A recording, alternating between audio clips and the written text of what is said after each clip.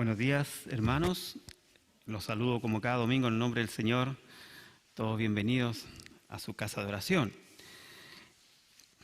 Permiso, voy a sacarme.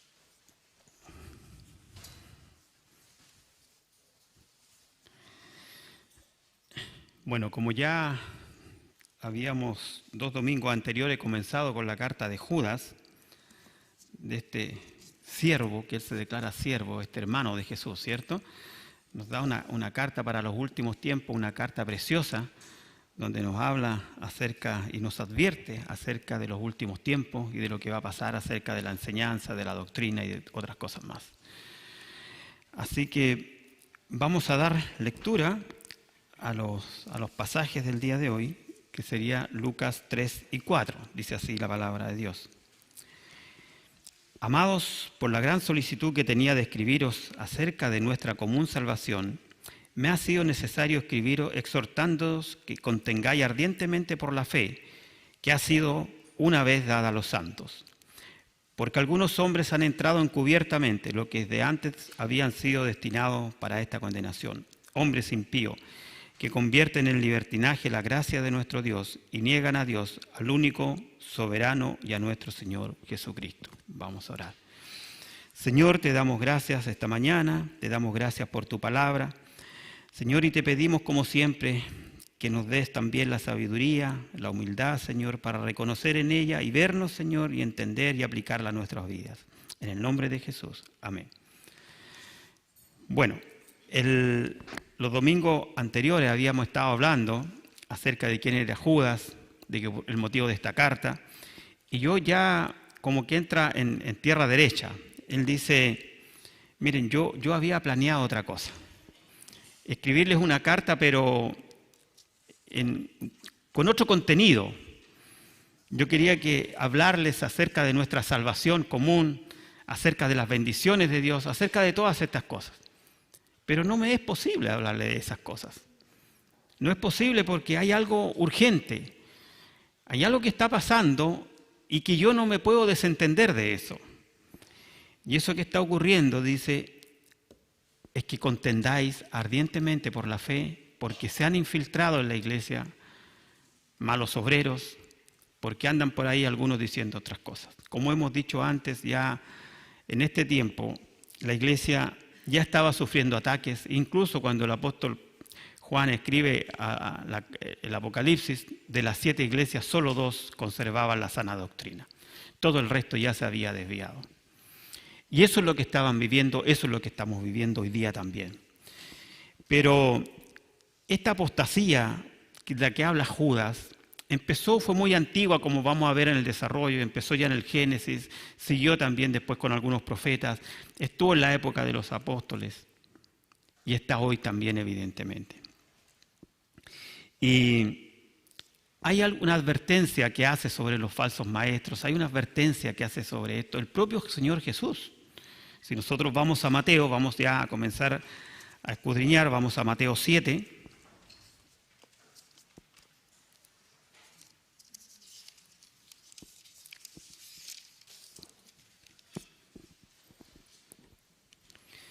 En el versículo 15, como lo hemos dicho antes, cuando Pablo escribió la carta a los Gálatas, la cual estudiamos todo el año pasado, ¿se recuerdan? Gálatas.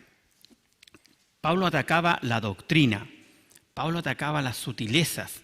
Cuando le escribe a los colosenses, le habla de esas filosofías, de esas viejas sutilezas, de esa cosa que a veces nos cuesta discernir, nos cuesta filtrar, porque son gente que tiene una instrucción en estas áreas, ya sea en la filosofía, en la psicología o en otras cosas más. Entonces nos cuesta a nosotros a veces diferenciar.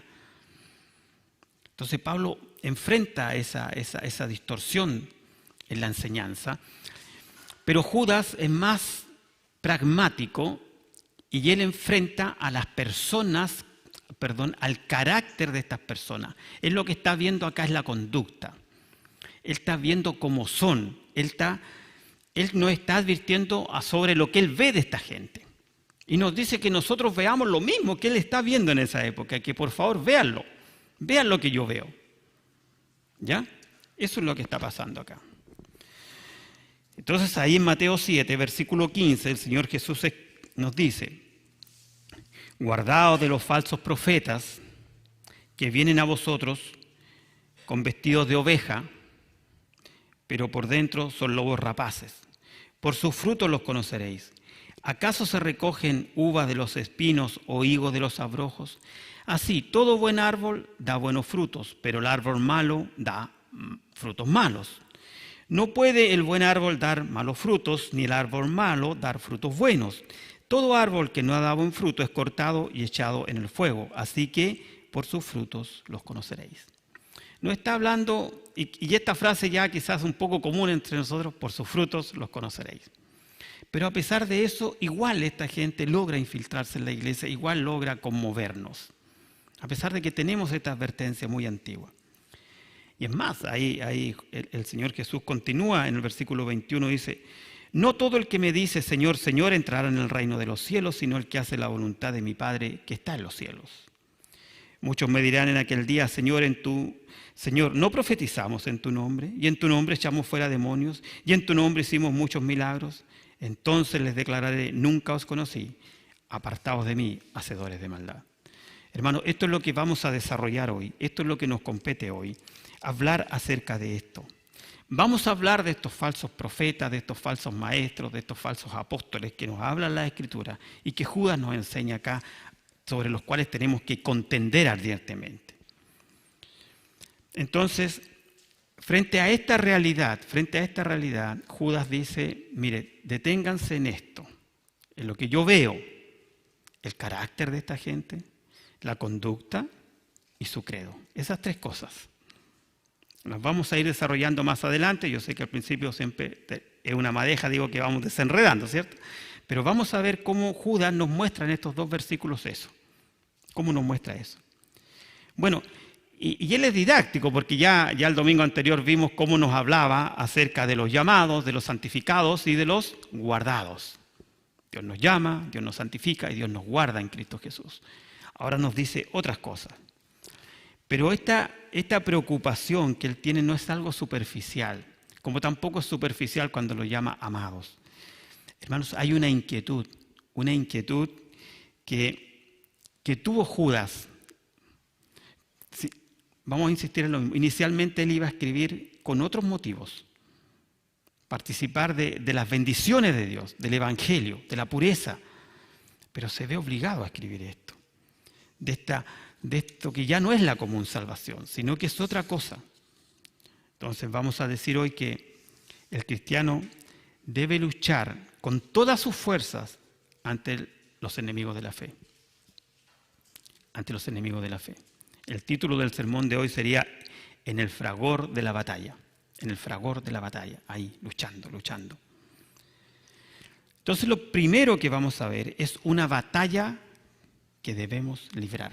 Todos vamos a librar esta batalla. Te guste o no te guste. Vamos a librar esta batalla. Y vamos a tener que ser capaces de ver las sutilezas del enemigo, discernir espiritualmente y cómo lo vamos a enfrentar. Como les dije antes, Judas no pudo escribir lo que quería escribir. Su idea inicial era algo más positivo, algo más de compañerismo, de amor, de aliento, de un montón de cosas. Pero tuvo que cambiar esa idea, tuvo que cambiarla. Y esto no solamente era para Judas, también lo fue para Pedro, también lo fue para Pablo. Si nosotros vemos en 1 Corintios 9, por ejemplo, vamos a 1 Corintios 9. Versículo 16, dice así, 1 Corintios 9, 16. Pues si anuncio el Evangelio, no tengo por qué gloriarme, porque me es impuesta necesidad. Y ay de mí si no anunciare el Evangelio. Pablo tenía una necesidad urgente de anunciar el Evangelio. Esa misma necesidad urgente que tenemos hoy. Y ay de mí si no anunciara el Evangelio. Él tenía un don, él tenía un llamado. Y los que tenemos el don, los que tenemos el llamado, tenemos que anunciar el Evangelio. Pero el correcto Evangelio, que es lo que vamos a ver. ¿Cuál es el correcto Evangelio? O sea, hay muchos que andan por ahí hablando cosas. Es más, ¿se recuerdan ustedes en la antigüedad el profeta Ezequiel, ¿cierto? ¿Qué le dice en Ezequiel? No lo busques por ahora. Allá en Ezequiel, en la antigüedad, en el capítulo 3, le dice Dios, te he puesto por atalaya. Te he puesto por atalaya para que le hables a mi pueblo, para que le hables a mi pueblo. Sí, por favor, pueden abrir la otra ventana de acá también. Para que le hablen a mi pueblo, para que le hablen a mi pueblo, te he puesto por atalaya, le dice. Y es duro porque le dice, si tú no anuncias, de ti voy a demandar su sangre, ¿cierto? Pero si tú anuncias y no se convierte, serás librado. El atalaya tenía como misión proteger, tenía como misión advertir. Hoy día es lo mismo. Judas está haciendo una atalaya. Nosotros debemos ser atalayas. No nos quedemos con esa comodidad de ser observadores y decir, no, mira, no hay problema porque en nuestra iglesia las cosas están bien. Yo tengo discernimiento y sé que el pastor no habla cosas torcidas. Debemos dar un paso más y no solamente ser observadores de lo que está pasando en otros lados. Debemos también ser capaces nosotros de exponer la sana doctrina. Y no a veces como refugiarnos en ese manto de decir, no, pero es que ellos toman otra idea. No, sí. Hay distorsión, hermanos. Hay distorsión. Hay mucha distorsión. Y nosotros debemos estar capacitados para defender, Fíjense, el mismo apóstol Pablo ahí en 2 Corintios 11,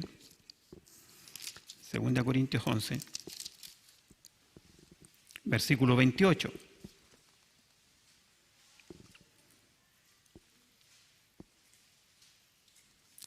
La preocupación de Pablo dice, 2 Corintios 11, 28, y además de otras cosas, lo que sobre mí se agolpa cada día, la preocupación por todas las iglesias, no solo por los corintios, por todas las iglesias.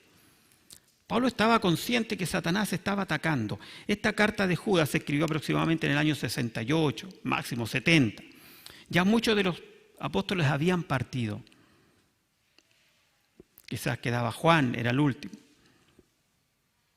Y estos hermanos habían escuchado la palabra de los propios apóstoles. Ahí en los versículos 17 y 18 les dice, los que os decían en el postrer tiempo habrá burladores que estarán. Los apóstoles habían hablado a estos hermanos. ¡Qué belleza! Pero ahora estaban en riesgo. Por eso, él usa una palabra acá en el versículo 3 y les dice, después de dejar claro que la intención de su carta era otra, les dice, es necesario escribiros, exhortándoos. La palabra exhortar es una palabra que significa apelar, animar. Yo los vengo a animar, yo los vengo a apelar, los vengo a que estemos en la lucha, a que estemos en la batalla, a exhortarlos, a que contendáis. Y esta palabra contendáis, para los que más saben del idioma, es un infinitivo del verbo contener. Contendáis, que es estar permanentemente contendiendo. Vamos a estar permanentemente contendiendo. Y no vamos a atacar a las personas, como decimos siempre, sino que vamos a redarguir el pensamiento. Cuando Pablo le escribe a Timoteo, dice que la palabra es útil para enseñar, pero también para redarguir. Redarguir no es lo mismo que corregir. Corregimos una conducta. Cuando alguien redarguye un pensamiento, una idea. Eso es redarguir. Tomar esa idea, ese pensamiento y enderezarlo. La conducta se endereza, pero el pensamiento se redarguye. Entonces nosotros tenemos que estar capacitados para redarguir.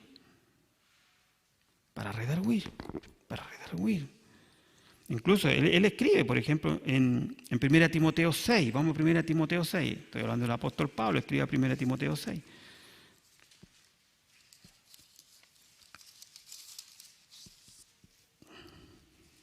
Versículo 12.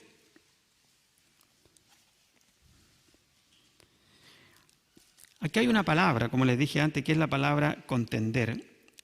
Esta palabra tiene un significado tremendamente profundo también, porque al llevarlo al idioma español, del griego, al trasladarlo, digamos, aparece como luchar hasta la agonía. Miren lo que dice, luchar hasta la agonía, contendáis hasta la agonía, hasta la agonía. Porque siempre Pablo relacionó y decía, nosotros somos como obreros, somos como soldados, ¿cierto? Somos como atletas, usaba esas figuras. Y acá en 1 Timoteo 6:12 le dice, pelea la buena batalla de la fe, echa mano de la vida eterna. Pelea la buena batalla de la fe. Hay una batalla que tenemos que librar y no podemos nosotros obviar eso. Como hijos de Dios, como cristianos, no podemos obviarlo. Mientras vivimos en el mundo, Satanás estaba contento. Cuando tomamos la decisión de dejar eso atrás y comenzar esta nueva vida en Cristo, Satanás se inquietó. Y comienza la batalla. Comienza la batalla. Y esa batalla es hasta la agonía. Es hasta la agonía. Hermano, toda la vida, los creyentes de siempre, de toda la historia, han tenido que luchar contra herejías, contra falsos profetas, contra falsos maestros. Entonces, Judas dice, para que contendáis ardientemente por la fe. Cuando yo hablo de la fe, cuando Judas habla de contender ardientemente por la fe, no se trata acá de que nosotros vamos a entrar en polémicas, no sé, pues sobre el evangelio social que está de moda hoy en día, o sobre cosas como el amilenialismo, el postmilenialismo, y empezar a enredarnos en teorías futuristas que nadie ha visto y que muchas veces se basan en premisas falsas. No es eso. Lo que está hablando es contender ardientemente por la fe. ¿Y cuál es la fe? La fe que fue dada una vez a los santos, dice el apóstol Pablo, que se basa en los apóstoles y los profetas, que son el fundamento de nuestra fe. Y Jesucristo dice que es la piedra angular. Los que saben algo de arquitectura antigua, por ejemplo, las construcciones, ¿cierto? Tenían aquí arribita una piedra diferente, tenía otra forma, ¿cierto? Que era así, ¿cierto? ¿Lo han visto en alguna parte? En ese arquito. Esa piedra es la piedra angular que sostenía la edificación. Y ese es Jesucristo. Y el fundamento son los apóstoles y son los profetas. Los profetas que están acá de todo el Antiguo Testamento, hasta Juan, el Bautista. Y los apóstoles que llegaron después para escribirnos las cartas. Y no hay otro fundamento. Y no hay más fundamento. Así que el que viene diciéndote que tiene una nueva revelación es falso, porque todo está acá. Lo que Él nos tiene que hacer es poner luz a la palabra, es mostrarle luz a la palabra para que se aplique a nuestras vidas, que es lo que hacemos cada domingo nosotros. Y es lo que con celo hacemos, y con reverencia, con temor de Dios, todo domingo. Hermanos, manipular la verdad, distorsionar la verdad o mezclarla es algo que puede llamar a la ira de Dios. Nunca debemos hacer eso, nunca. Pablo le dice a Timoteo y le encarga, dice, guarda ese depósito. Vamos ahí a 2 Timoteo 1.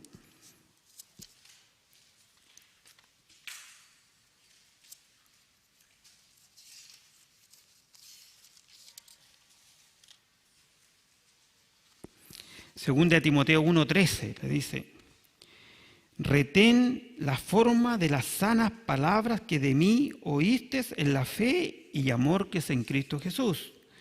Guarda el buen depósito por el Espíritu Santo que mora en nosotros. Hermanos, ¿qué es esto? Vamos al libro de Hechos, un poco más atrás. Vamos al libro de Hechos, Hechos capítulo 2.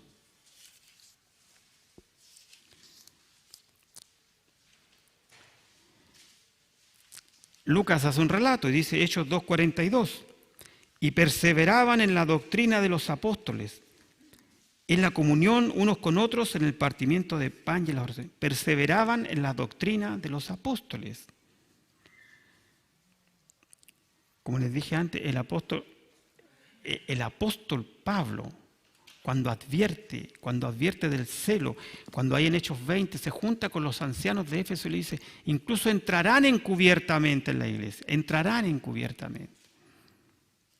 ¿Cuántos miércoles se tomó el pastor Carlos durante el año pasado, hasta enero, digamos, para hablar de lo que verdaderamente es un apóstol, lo que verdaderamente es un profeta, y lo falso que son aquellos que hoy en día se dicen apóstoles y se dicen profetas? Incluso yo voy un poco más allá, porque la legislación debería permitirnos mandarlos presos, porque son engañadores, porque es como una estafa. En el propio libro de Hechos, en el capítulo 1, se describe cómo debería ser un apóstol cuando eligen a Matías, ¿cierto? Cómo debería ser un apóstol. Las características, su vida, que debía haber estado con el Señor, ¿cierto? Haber compartido, haberlo conocido personalmente, haberlo visto desde el inicio, dice. Y ninguno de estos reúne nada de eso. Ninguno de estos reúne nada de eso. Por eso, hermanos, nosotros debemos tener cuidado, debemos estar capacitados. Dios nos da una armadura. Pablo le escribe a los Efesios y dice, toma toda la armadura de Dios para estar firme. Un escudo de la fe, una espada de la justicia, todas esas cosas. Volviendo a nuestro texto, dice, a que contendáis ardientemente por la fe, por esta fe. Por esta fe. Hay un pasaje que me gusta mucho, me gustaría que lo leamos, que está en 2 de Juan 9.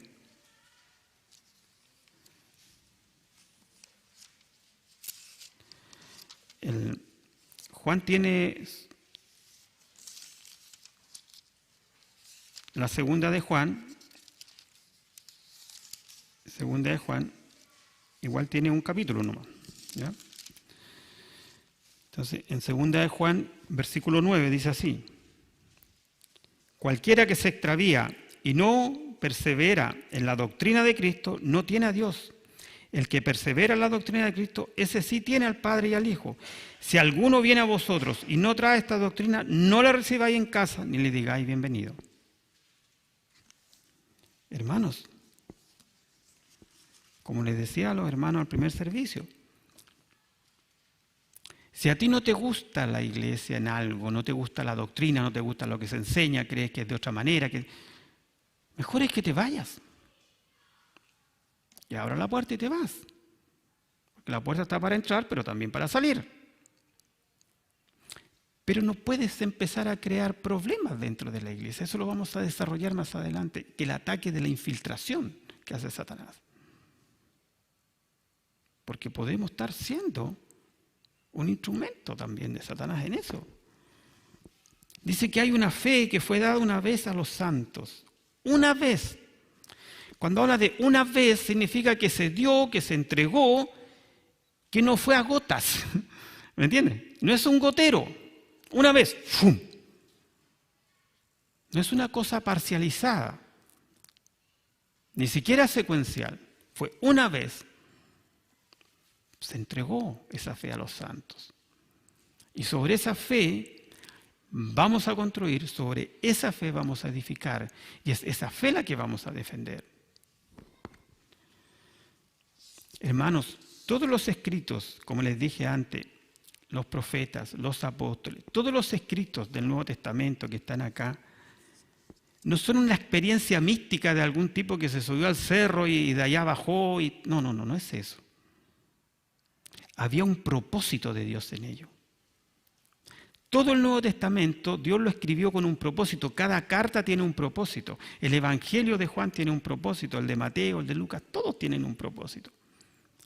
Hay un propósito detrás de eso. Y se escribió racionalmente, y los que escribieron eran gente racionales. No es una locura esto, no es una locura. Por eso cualquier religión, cualquier sistema que te habla de una revelación nueva, es apóstata. Porque no hay nueva revelación. No hay una nueva revelación. Es la palabra de Dios que es entregada. Hoy la estoy entregando yo, mañana será otro hermano, es la reunión de jóvenes, es la reunión de mujeres, de varones. Alguien entregará la palabra, pero no puede decir él, vengo con una revelación nueva. ¿Qué revelación nueva? Es la misma palabra. Es la antigua palabra. Volviendo a nuestro texto, ahí en el versículo 4,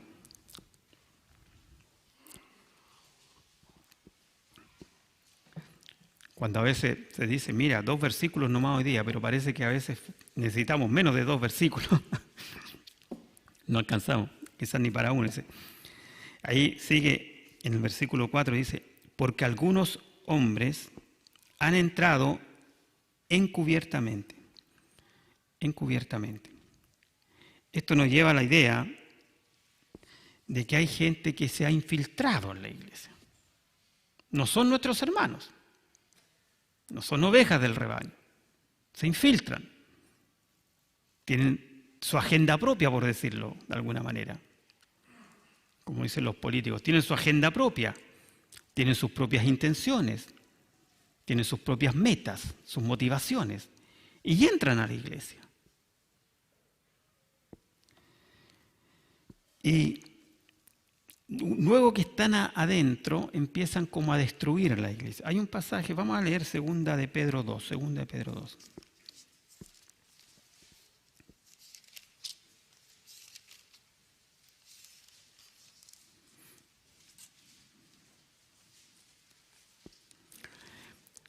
Pedro advierte de lo mismo de Judas. Judas es una carta muy parecida a las cartas de Pedro, muy parecida. Podríamos decir casi un extracto.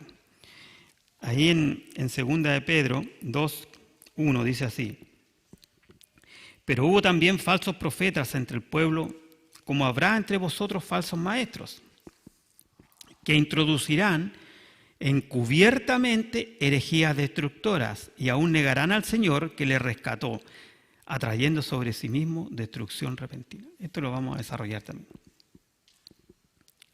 Encubiertamente, encubiertamente. Hermanos, esto suele ocurrir en muchas iglesias. Damos gracias a Dios porque hasta acá hemos sido capaces de filtrar y hemos podido contender ardientemente. Pero hay iglesias que han sido devastadas, devastadas. Las han cambiado, las han transformado completamente. Como les decía a mis hermanos, los que están acá, hermanos, los hermanos que cantan, que tocan, ellos son adoradores. Ellos no son artistas. Usted acá no viene a ver un show. Usted viene a escuchar la palabra de Dios y viene a adorar a Dios. Y eso tenemos que tenerlo claro siempre. Y así vamos a contender al enemigo. Ay de mí si me pudiera vanidoso. Ay de mí si porque el que toca la guitarra se vuelve vanidoso o el que canta. Está en soberbia. Él no es un artista. Él es un adorador. Hermanos, y en esto debemos nosotros ser cuidadosos, porque, volviendo al texto, dice así, porque algunos hombres han entrado encubiertamente. Cuando entran encubiertamente y se comienzan a desarrollar ideas, es sumamente peligroso, porque comienzan los rumores, empiezan los chismes, empiezan a hablar del uno, del otro, mira al hermano de allá, mira al de acá, y empiezan esas cosas. Y se empieza desde adentro a carcomer. Y eso es más peligroso que el ataque frontal del enemigo. Porque cuando el enemigo nos ataca desde afuera, nos unimos y nos defendemos, ¿cierto? Ponemos el escudo y nos defendemos y podemos hacer una trinchera. Pero si el enemigo está adentro, ahí es complicado. Porque va a empezar a socavar. Y debemos estar preparados. Debemos tener cuidado. Por eso cuando nosotros hacemos el evangelismo, cuando hacemos el discipulado, grupo de varones, grupo de mujeres, hermanos, no enseñes tu posición, enseña lo que dice la Biblia. Enseña lo que dice la Biblia. Hoy día vivimos en un antropocéntrico, un mundo antropocéntrico, ¿cierto? Totalmente antropocéntrico. Todo es para el ser humano. Todo es para el ser humano. totalmente antropocéntrico. Es una vanidad tremenda, es un desfile de vanidades lo que vemos en el mundo. Y esas ideas en algún momento van a querer permear la iglesia, van a querer llegar a la iglesia. Por eso cuidado con los ataques interior, porque el ataque interior va a destruir la comunión entre nosotros, va a destruir la adoración, los hermanos ya van a ser artistas, ya no son adoradores, va a destruir la ministración, el que tú puedas ministrar a alguien, el que puedas aconsejar, el que puedas orar por tu hermano, porque ya no vas a querer orar por él, porque ya te han dicho tantas cosas de él que ya te desagrada. Se va a perder la evangelización, porque ¿para qué vamos a evangelizar si esto está lleno, si está todo el mundo saltando, gritando desaforadamente? El que está aquí adelante va a decir, ya bueno, ya hemos hablado harto de esto, dejémoslo aquí al lado y empecemos con el show. Ocurre en algunas partes, hermanos, ocurre. Me tocó verlo una vez. El que estaba adelante dijo, o sea, como diciendo, ya está bueno de esto. Ahora yo empiezo a hacer un show. Y se transforma. Hermanos, tenemos que tener cuidado. Nosotros tenemos que contender ardientemente por la fe, debemos estudiar, debemos orar. Hoy día la iglesia de este siglo toma muchas formas esta herejía, porque Satanás ha ocupado también los medios, que nosotros también ocupamos para predicar el evangelio. Hay hermanos que nos están viendo, no sé, en Costa Rica, en Brasil, hay hermanos que nos ven en Europa. Pero Satanás también usa el internet. Hay gente que habla por internet, en podcast, no sé cuánta cosa hay hoy en día. Yo me limité al WhatsApp, no tengo nada de lo otro, nada. Solo tengo WhatsApp, no tengo Facebook, no tengo nada. Me limité al WhatsApp. Hermanos, ahí también va a estar Satanás. Debemos tener cuidado. Va a tomar muchas formas. Antiguamente la gente decía, no, es que lo dijeron en la tele, ¿se acuerdan esa frase? Lo decían como que eso ya era la verdad absoluta porque alguien lo dijo en la televisión. Hoy día la gente, no, se lo encontré en internet. Cuando un chico hace la tarea, no, que lo encontré en internet. ¿Qué es eso? O si alguien quiere preparar un estudio para jóvenes, no, es que lo bajé de internet. A veces ni siquiera leen el pie de página quién lo escribió, a qué corresponde, ese paper de dónde salió, quién lo hizo. Debemos tener mucho cuidado, hermanos. Pero esto a nosotros nos consuela saber de que Dios tiene control sobre las cosas. Ahí en Mateo 13, Jesús nos explica sobre esto.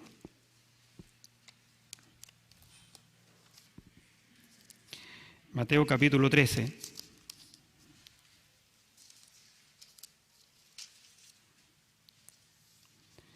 Jesús dice que les cuenta una parábola del trigo y la cizaña. Dice, Mateo 13, 24. Les refirió otra parábola diciendo, el reino de los cielos es semejante a un hombre que sembró buena semilla en su campo. La palabra de Dios, la correcta palabra de Dios.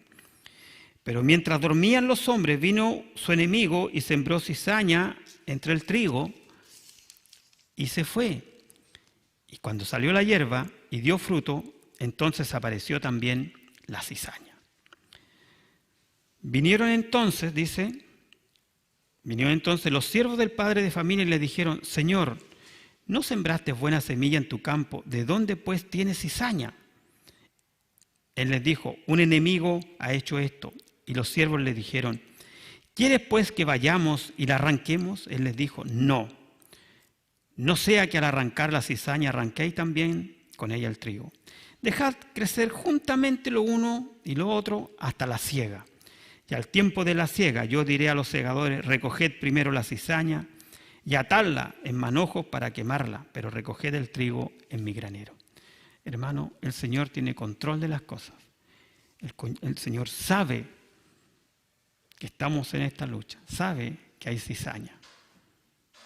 Y llegará un momento. Yo soy sureño, no sé lo que han visto alguna vez el trigo antes de la cosecha. Tú no puedes diferenciar cuando está creciendo. Es verde, es todo un pasto verde. Usted a lo mejor habrá visto la espiga de trigo, pero eso es la etapa final, antes de la cosecha. Hasta antes de esto es como un pasto verde nomás, que se va transformando y se transforma en esa espiga. Y es muy difícil diferenciarlo. Pero el Señor dice que tomará también, usando un término sureño, ¿cómo se llamaba? La hichona esa, ¿cierto? Que cortaban a mano. Y la cizaña irá al fuego. Y el trigo será guardado en el granero. Hermanos, tenemos esa confianza, tenemos esa convicción de que el Señor tiene control sobre todas estas cosas. Y eso nos da seguridad, pero también nos anima a que contendamos por la fe, a que luchemos ardientemente hasta la agonía. Hay otro punto acá también, volvamos a Judas.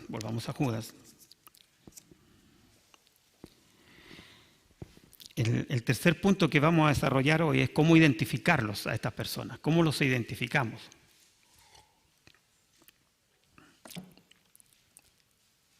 Y Judas da 3 características ahí, que están en el versículo 4, que las vamos a ir desarrollando. ¿Ya? 3 características de estas personas, de estos falsos maestros. Dice, los que desde antes han sido destinados para esta condenación. Esa parte no nos corresponde a nosotros porque no sabemos quiénes son. Sabemos, esa es parte de Dios. Dios sabe, ¿cierto? Y Dios los tiene ya listos para condenación. Pero después dice, son hombres impíos que convierten en libertinaje la gracia y niegan a Dios. Hermanos, siempre va a haber estos apóstatas, siempre ha existido este tipo de gente y siempre lo habrá. Y hay un veredicto para ellos. Dios mismo dice que en algún momento van a ser entregados al lago de fuego. Hay una condenación para ellos, junto a Satanás, junto a la bestia, junto a todos ellos, al falso profeta. Pero aquí quiero detenerme, como les dije antes, en 3 características. Una, si ustedes la ven ahí, dice que habla de su carácter. Dice que son hombres, como dice, y los llama impíos. Eso es un carácter, son impíos. Después habla de su conducta y después habla de su credo. Perdón. En lo que se refiere al carácter, cuando dice que son impíos, en el fondo está diciendo son malas personas. Son gente mala. Son gente que solo juega la religión, pero son intrínsecamente malos. Es decir, no han sido transformados por Dios. Entonces debemos tener cuidado con eso. Nosotros mismos tenemos que ir, por eso siempre hablamos de ir moldeando el carácter al carácter de Cristo. Porque el día que creímos, en el día que fuimos sellados con el Espíritu Santo, el Espíritu Santo va a comenzar una obra en nosotros hasta que el Señor venga. Pero en ellos no puede hacer ninguna obra. Son impíos. Hermanos, esta gente generalmente son ateos, pero entran a la iglesia por cualquier motivación. Otra característica dice su conducta. Mira la conducta de ellos. Dice que, ¿qué es lo que dice ahí? Convierten en libertinaje la gracia de nuestro Dios. Eso es conducta. Se conducen en forma libertina. Ahí la palabra en el original habla de sensualidad, de cosas indecentes, de vicios desenfrenados, de lascivia, de lujurias. En el fondo, son personas que solo buscan satisfacer sus deseos carnales, sus vanidades. Y entran a la iglesia. Pueden entrar a la iglesia. Generalmente son muy vanidosos. Se caracterizan por eso. Esa es su conducta. Entonces, ¿saben lo que hacen? Mira, leámoslo de nuevo. Dice, que convierten en libertinaje la gracia de Dios. Entonces, como ellos son carnales, como no buscan la santificación, entonces tergiversan la Escritura y dicen, en Cristo somos libres. ¿Ha escuchado eso? En Cristo somos libres. Entonces, como somos libres, podemos hacer lo que se nos plazca. Y así dan rienda suelta a sus pasiones. Y así tuercen la Escritura. Estuvimos prácticamente un año, que fue el año 2021, que recién pasó, estudiando la carta a los Gálatas, donde se habla de lo que es realmente la libertad en Cristo. Y por qué Dios nos salvó y nos llamó a libertad. Para predicar el Evangelio. Para que voluntariamente, como esclavos, con esa oreja, ¿cierto?, limada, le digamos a nuestro amo, a nuestro Señor, yo me quiero quedar contigo toda la vida. Pero estos, ¿saben lo que hacen? No, pero si ya eres salvo, ¿qué te preocupas? Porque Dios no te puede quitar la salvación. Entonces haz lo que se te plazca. Puedes hacer lo que se te antoje. Puedes vivir como quieras. Y no es así. Nosotros somos la sal de la tierra. Somos la luz del mundo. Tú eres en tu trabajo el que no roba. Si todos roban no importa, pero tú no vas a robar. Si en el colegio, en la universidad donde están tus compañeros empiezan a volar, no sé, tú no, ¿por qué? Hermanos, tenemos que tener cuidado con estas cosas. Veamos Romanos 6, 6:1, para cerrar esta idea.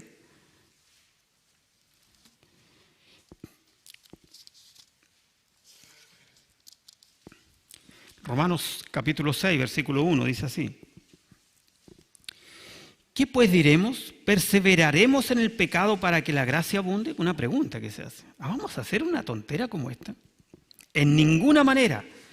Porque los que hemos muerto al pecado, ¿cómo viviremos aún en él? ¿O no sabéis que todos los que hemos sido bautizados en Cristo Jesús hemos sido bautizados en su muerte? Hermanos, el cristiano, el Hijo de Dios, el que ha sido convertido, regenerado, si alguna vez cae, llora, se lamenta. Porque puede caer, ¿cierto? Pero se lamenta. Y como Pedro va al Señor. Como el hijo pródigo que vuelve a la casa del Padre, le dice pecado contra el cielo y contra ti.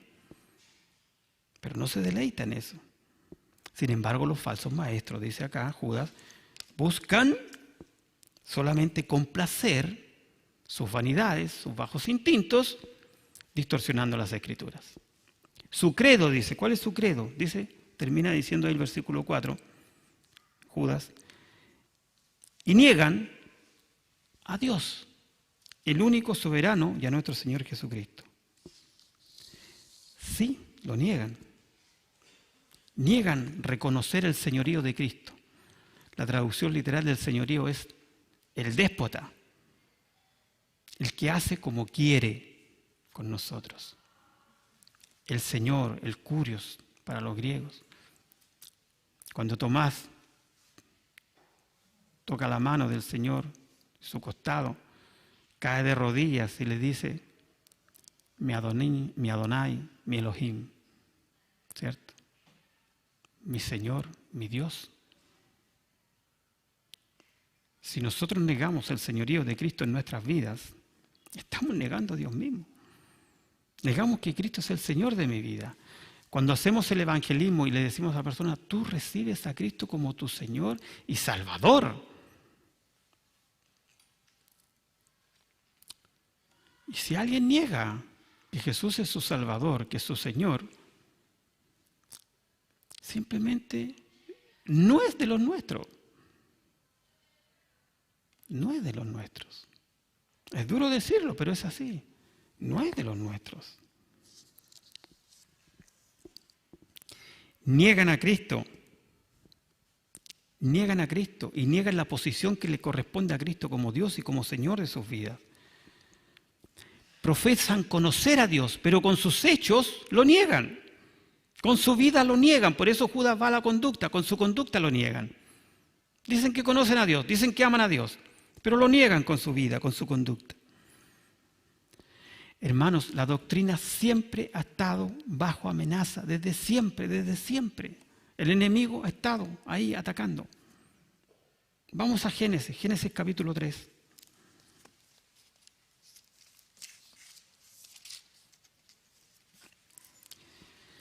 El primer ataque frontal que hace Satanás a la primera pareja humana en el huerto se relata en Génesis capítulo 3, ahí en el versículo 1.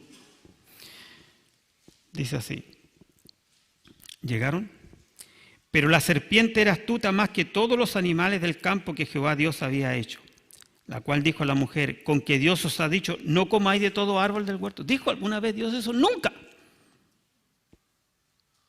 Hasta aquí Eva iba bien, le responde y le dice, y la mujer respondió a la serpiente: del fruto de los árboles del huerto podemos comer, sí, porque Dios le dijo, pueden comer de todos los huertos, menos de uno. Versículo 4, versículo 3, pero del fruto del árbol que está en medio del huerto, dijo Dios, no comeréis de él, ni le tocaréis, para que no murmuréis. Entonces ya Satanás distorsionó la escritura, distorsionó la palabra de Dios, y le dijo, no pueden comer. No, Dios nunca dijo que no podíamos comer, Dios dijo que comiéramos de todo, excepto de ese. Entonces viene una primera distorsión de la escritura por parte de Satanás en el Génesis. Y ahí distorsionó la escritura, ahí le dio la vuelta. Sabemos después qué pasó cuando Eva cae en la trampa, cuando le dice, después le dice, Eva le dice, no, porque dijo que íbamos, ¿y qué le dice Satanás? No moriréis, no moriréis. ¿Y por qué le dice eso? Porque él es padre de mentira. Cuando los judíos que dicen que van a hablar con Jesús y dicen, hijos de Abraham somos, descendientes de Abraham somos, y en Juan 8:44, para que lo anoten, ya nos queda poco tiempo, Juan 8:44 Jesús le dice, él es padre de mentira, desde el principio es mentiroso. Le miente a Eva y le dice, no moriréis. Y Dios había dicho que cuando comieran, ¿qué iba a pasar? Iban a morir. Él es padre de mentira. Hermano, niegan a Cristo en su posición. Como les dije, tienen una visión antropocéntrica. La meta es simple, es oponerse al avance del reino de Dios cuando atacaron a Eva. Pero quiero terminar con palabras de aliento, con palabras de ánimo, al decirles que ellos fueron derrotados. Satanás fue derrotado. Segunda de Pedro 3. Vamos a leer los últimos pasajes. Segunda de Pedro 3. Segunda de Pedro 3. Versículo 13 dice así: pero nosotros esperamos, según sus promesas, cielos nuevos y tierra nueva en los cuales mora la justicia. Hermanos, nosotros esperamos cielo nuevo y tierra nueva, donde mora la justicia. Satanás fue derrotado. Es cosa de tiempo. Nosotros no sabemos los tiempos, pero él ya fue derrotado. Apocalipsis 20, un poco más adelante.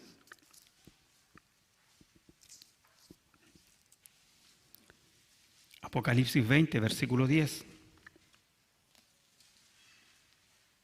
Después de los 1000 años, dice así. Apocalipsis 20, 10. Y el diablo que los engañaba fue lanzado en el lago de fuego y azufre, donde estaba la bestia y el falso profeta, y serán atormentados día y noche por los siglos de los siglos. La batalla que estamos librando es una batalla, pero la guerra, por decirlo así, el Señor ya la venció. Ahí en Primera de Pedro, lo cual no significa que no debemos estar alerta, lo cual no significa que no debemos estar vigilantes. Primera de Pedro, capítulo 5, un versículo que siempre recordamos, ¿cierto? Primera de Pedro 5:8 dice, nos da características, cuídate, dice, sed sobrio y velad, porque vuestro adversario el diablo, como león rugiente, anda alrededor buscando a quien devorar. Hermanos, debemos tener discernimiento, mucho discernimiento. Cuando alguien viene con eso de que tengo una revelación nueva, que tengo un anuncio nuevo, que el Señor me reveló en sueño. El Señor no te va a revelar nada. Todo lo que el Señor quiere decirnos está en este libro. Todo lo que el Señor quiere enseñarnos está en este libro. El Señor quiere que vivamos de acuerdo a estos principios morales, éticos, aunque hoy día parezcan anticuados y parezcan raros.